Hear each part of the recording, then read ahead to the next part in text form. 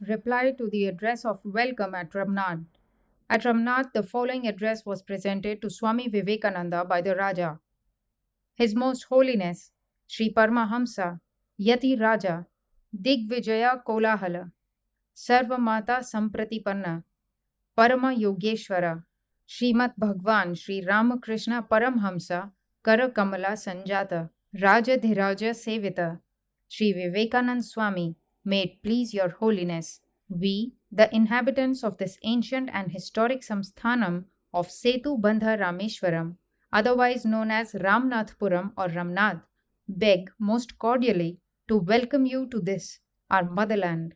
We deem it a very rare privilege to be the first to pay Your Holiness our heartfelt homage on your landing in India, and that on the shores sanctified by the footsteps of that great hero and our revered Lord, Sri Bhagwan Ramachandra. We have watched with feelings of genuine pride and pleasure the unprecedented success which has crowned your laudable efforts in bringing home to the masterminds of the West the intrinsic merits and excellence of our time honored and noble religion. You have, with an eloquence that is unsurpassed, and in language plain and unmistakable, proclaimed to and convinced the cultured audiences in Europe and America that Hinduism fulfills all the requirements of the ideal of a universal religion and adapts itself to the temperament and needs of men and women of all races and creeds. Animated purely by a disinterested impulse, influenced by the best of motives, and at considerable self sacrifice, Your Holiness has crossed boundless seas and oceans to convey the message of truth and peace, and to plant the flag of India's spiritual triumph and glory in the rich soil of Europe and America. Your Holiness has, both by precept and practice, shown the feasibility and importance of universal brotherhood. Above all, your labors in the West have indirectly and to a great extent tended to awaken the apathetic sons and daughters of India to a sense of the greatness and glory of their ancestral faith, and to create in them a genuine interest in the study and observance of their dear and priceless religion. We feel we cannot adequately convey in words our feelings of gratitude and thankfulness to Your Holiness for your philanthropic labors towards the spiritual regeneration of the East and the West.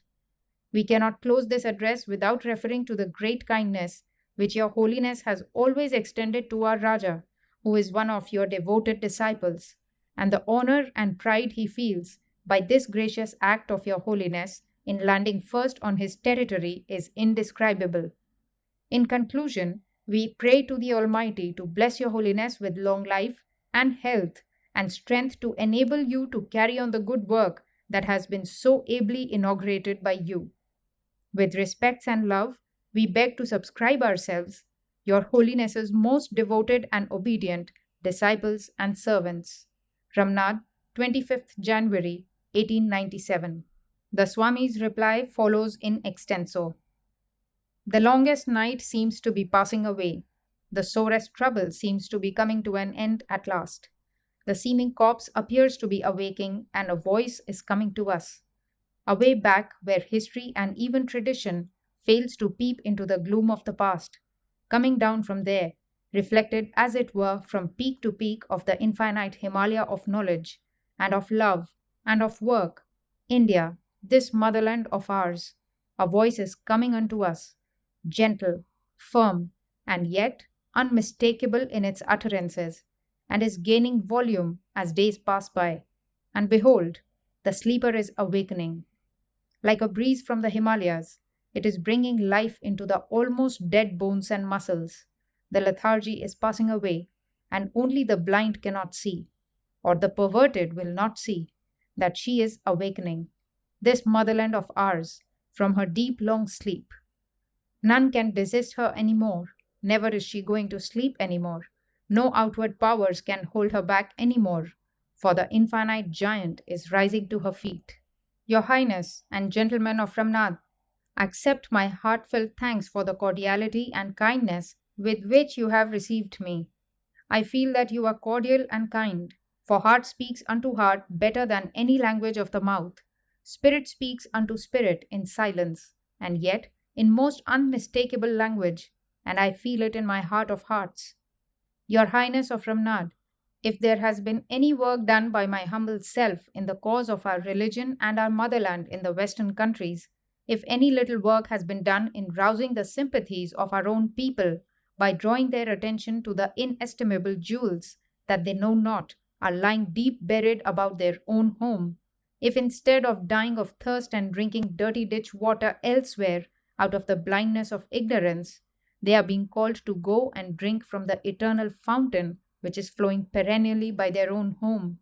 If anything has been done to rouse our people towards action, to make them understand that in everything, religion and religion alone is the life of India, and when that goes, India will die, in spite of politics, in spite of social reforms, in spite of Kubera's wealth poured upon the head of every one of her children. If anything has been done towards this end, India and every country where any work has been done owe much of it to you, Raja of Ramnad. For it was you who gave me the idea first, and it was you who persistently urged me on towards the work. You, as it were, intuitively understood what was going to be, and took me by the hand, helped me all along, and have never ceased to encourage me. Well is it, therefore, that you should be the first to rejoice at my success, and meet it is that I should first land in your territory on my return to India. Great works are to be done, wonderful powers have to be worked out. We have to teach other nations many things, as has been said already by Your Highness. This is the motherland of philosophy, of spirituality, and of ethics, of sweetness, gentleness, and love. These still exist, and my experience of the world leads me to stand on firm ground and make the bold statement that India is still the first and foremost of all the nations of the world in these respects. Look at this little phenomenon. There have been immense political changes within the last 4 or 5 years. Gigantic organizations undertaking to subvert the whole of existing institutions in different countries and meeting with a certain amount of success have been working all over the Western world. Ask our people if they have heard anything about them. They have heard not a word about them. But that there was a parliament of religions in Chicago, and that there was a sannyasin sent over from India to that parliament, and that he was very well received, and since that time has been working in the West, the poorest beggar has known. I have heard it said that our masses are dense, that they do not want any education, and that they do not care for any information. I had at one time a foolish leaning towards that opinion myself, but I find experience is a far more glorious teacher than any amount of speculation or any amount of books written by globetrotters and hasty observers. This experience teaches me that they are not dense, that they are not slow, that they are as eager and thirsty for information as any race under the sun. But then each nation has its own part to play, and naturally, each nation has its own peculiarity and individuality with which it is born. Each represents, as it were, one peculiar note in this harmony of nations, and this is its very life, its vitality. In it is the backbone, the foundation, and the bedrock of the national life. And here in this blessed land, the foundation, the backbone, the life center is religion and religion alone. Let others talk of politics, of the glory of acquisition of immense wealth poured in by trade, of the power and spread of commercialism, of the glorious fountain of physical liberty. But these the Hindu mind does not understand and does not want to understand. Touch him on spirituality, on religion, on God, on the soul, on the infinite, on spiritual freedom, and I assure you, the lowest peasant in India is better informed on these subjects than many a so called philosopher in other lands. I have said, gentlemen, that we have yet something to teach to the world. This is the very reason, the raison d'etre, that this nation has lived on in spite of hundreds of years of persecution, in spite of nearly 1,000 years of foreign rule and foreign oppression. This nation still lives. The raison d'etre is it still holds to God, to the treasure house of religion and spirituality. In this land are still religion and spirituality the fountains which will have to overflow and flood the world to bring in new life and new vitality to the Western and other nations, which are now almost borne down, half killed, and degraded by political ambitions and social scheming. From out of many voices, consonant and dissentient, from out of the medley of sounds filling the Indian atmosphere, rises up supreme, striking, and full, one note, and that is renunciation. Give up. That is the watchword of the Indian religions. This world is a delusion of 2 days. The present life is of 5 minutes. Beyond is the infinite. Beyond this world of delusion, let us seek that. This continent is illumined with brave and gigantic minds and intelligences which even think of this so called infinite universe as only a mud puddle. Beyond and still beyond they go. Time, even infinite time, is to them but non existence. Beyond and beyond time they go. Space is nothing to them. Beyond that they want to go. And this going beyond the phenomenal is the very soul of religion. The characteristic of my nation is this transcendentalism, this struggle to go beyond, this daring to tear the veil off the face of nature and have at any risk, at any price, a glimpse of the beyond. That is our ideal. But of course, all the people in our country cannot give up entirely. Do you want to enthuse them? Then here is the way to do so. Your talks of politics, of social regeneration, your talks of money making and commercialism, all these will roll off like water from a duck's back. This spirituality, then, is what you have to teach the world. Have we to learn anything else? Have we to learn anything from the world? We have perhaps to gain a little in material knowledge, in the power of organization, in the ability to handle powers, organizing powers, in bringing the best results out of the smallest of causes. This perhaps to a certain extent we may learn from the West. But if anyone preaches in India the ideal of eating and drinking and making merry, if anyone wants to apotheosize the material world into a god, that man is a liar. He has no place in this holy land. The Indian mind does not want to listen to him. I, in spite of the sparkle and glitter of Western civilization, in spite of all its polish and its marvelous manifestation of power, standing upon this platform, I tell them to their face that it is all vain. It is vanity of vanities. God alone lives.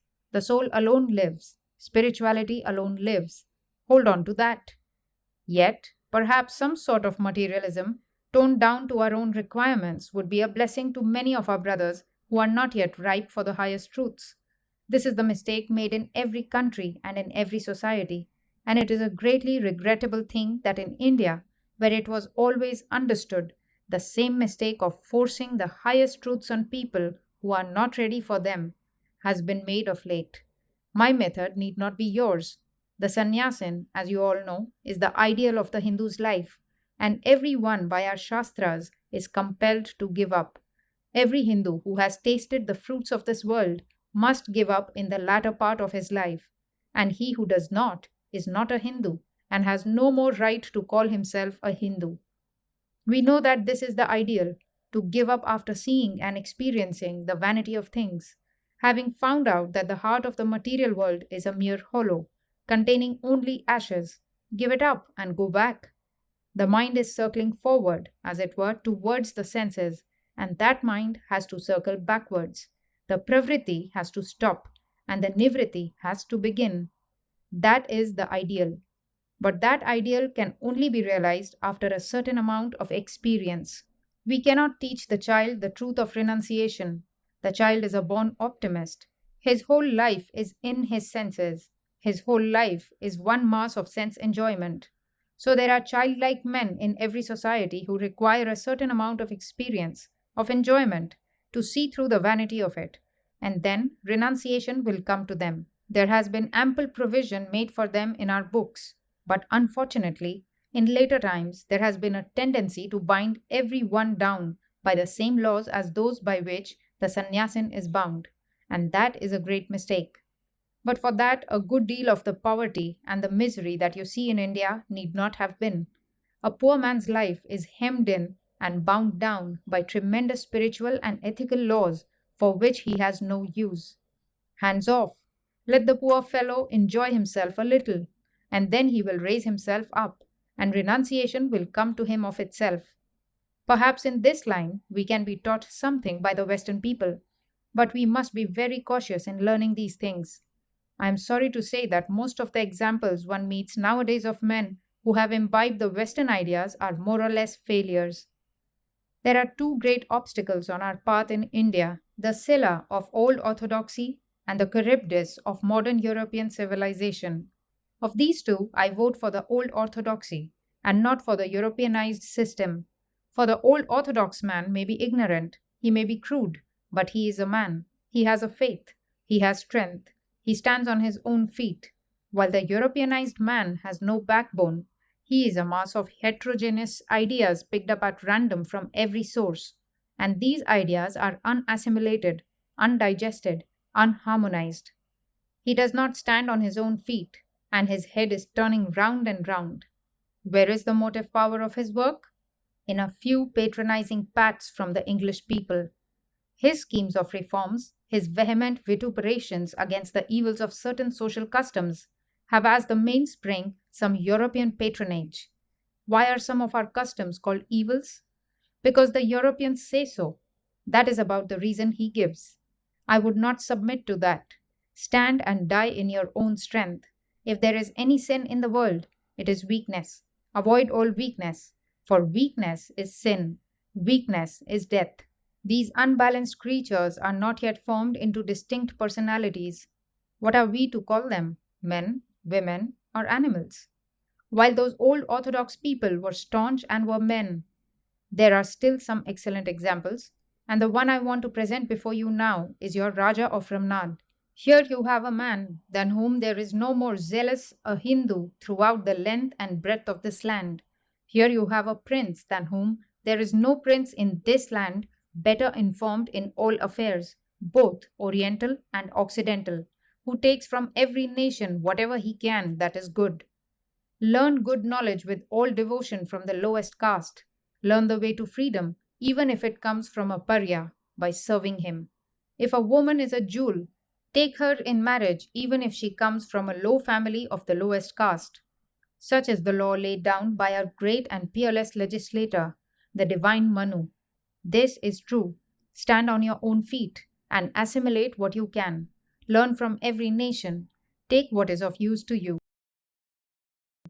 But remember that as Hindus, everything else must be subordinated to our own national ideals.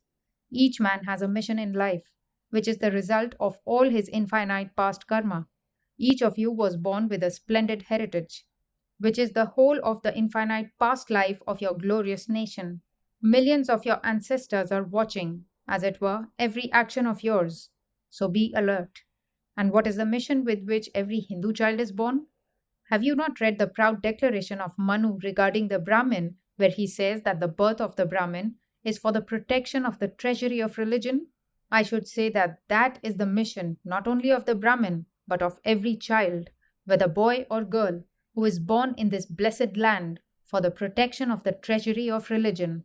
And every other problem in life must be subordinated to that one principal theme. That is also the law of harmony in music. There may be a nation whose theme of life is political supremacy. Religion and everything else must become subordinate to that one great theme of its life. But here is another nation whose great theme of life is spirituality and renunciation, whose one watchword is that this world is all vanity and a delusion of 3 days, and everything else, whether science or knowledge, enjoyment or powers, wealth, name or fame, must be subordinated to that one theme. The secret of a true Hindu's character lies in the subordination of his knowledge of European sciences and learning, of his wealth, position, and name to that one principal theme, which is inborn in every Hindu child, the spirituality and purity of the race. Therefore, between these two, the case of the orthodox man who has the whole of that life spring of the race, spirituality, and the other man whose hands are full of Western imitation jewels but has no hold on the life giving principle, spirituality. Of these, I do not doubt that everyone here will agree that we should choose the first, the orthodox, because there is some hope in him. He has the national theme, something to hold to, so he will live, but the other will die. Just as in the case of individuals, if the principle of life is undisturbed, if the principal function of that individual life is present, any injuries received as regards other functions are not serious, do not kill the individual. So, as long as this principal function of our life is not disturbed, nothing can destroy our nation. But mark you, if you give up that spirituality, leaving it aside to go after the materializing civilization of the West, the result will be that in 3 generations you will be an extinct race. Because the backbone of the nation will be broken, the foundation upon which the national edifice has been built will be undermined, and the result will be annihilation all round. Therefore, my friends, the way out is that first and foremost, we must keep a firm hold on spirituality, that inestimable gift handed down to us by our ancient forefathers. Did you ever hear of a country where the greatest kings tried to trace their descent not to kings, not to robber barons living in old castles who plundered poor travelers, but to semi naked sages who lived in the forest? Did you ever hear of such a land? This is the land. In other countries, great priests tried to trace their descent to some king, but here the greatest kings would trace their descent to some ancient priest. Therefore, whether you believe in spirituality or not, for the sake of the national life, you have to get a hold on spirituality and keep to it. Then stretch the other hand out and gain all you can from other races. But everything must be subordinated to that one ideal of life, and out of that, a wonderful, glorious, future India will come. I am sure it is coming, a greater India than ever was. Sages will spring up greater than all the ancient sages, and your ancestors will not only be satisfied, but I am sure they will be proud from their positions in other worlds to look down upon their descendants, so glorious and so great. Let us all work hard, my brethren. This is no time for sleep. On our work depends the coming of the India of the future. She is there ready waiting. She is only sleeping. Arise and awake, and see her seated here on her eternal throne, rejuvenated, more glorious than she ever was, this motherland of ours. The idea of God was nowhere else ever so fully developed as in this motherland of ours, for the same idea of God never existed anywhere else. Perhaps you are astonished at my assertion, but show me any idea of God from any other scripture equal to ours. They have only clan gods, the God of the Jews, the God of the Arabs, and such a race, and their God is fighting the gods of the other races. But the idea of that beneficent, most merciful God, our Father, our Mother, our friend, the friend of our friends, the soul of our souls, is here and here alone.